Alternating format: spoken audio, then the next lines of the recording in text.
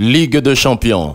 Le Real Madrid veut des explications sur l'organisation de la finale, près d'une semaine après avoir remporté la finale de la Ligue des Champions face à Liverpool. Le Real dénonce la gestion de ce match de football, marqué par de nombreuses violences et des débordements, et les scènes de chaos autour du Stade de France. Dans un communiqué daté du 3 juin, la formation espagnole exige des réponses et des explications pour déterminer qui sont les responsables qui ont laissé les supporters sans surveillance et sans défense.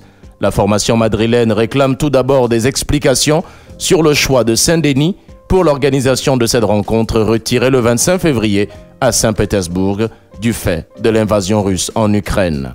Comme l'ont montré les images édifiantes des médias, de nombreux supporters ont été agressés, harcelés, attaqués et volés avec violence.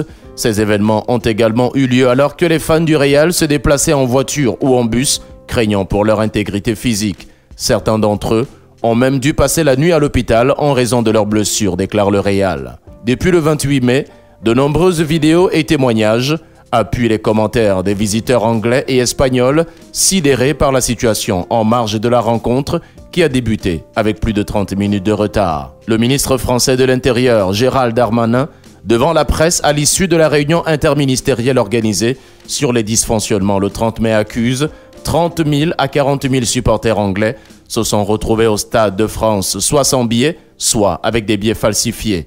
Une affirmation qui a fait bondir notamment les autorités britanniques et les responsables de Liverpool FC. Nos supporters méritent une réponse, mais aussi que les responsabilités pertinentes soient dégagées afin que des situations comme celle vécue ce soir-là soient éradiquées à jamais du football et du sport, conclut de son côté le Real de Madrid. Merci de vous abonner à notre chaîne Premium Télévision pour ne rien rater des infos tout azimut, actualités sociopolitiques, culturelles et sportives du 237, du continent et du monde. À bientôt!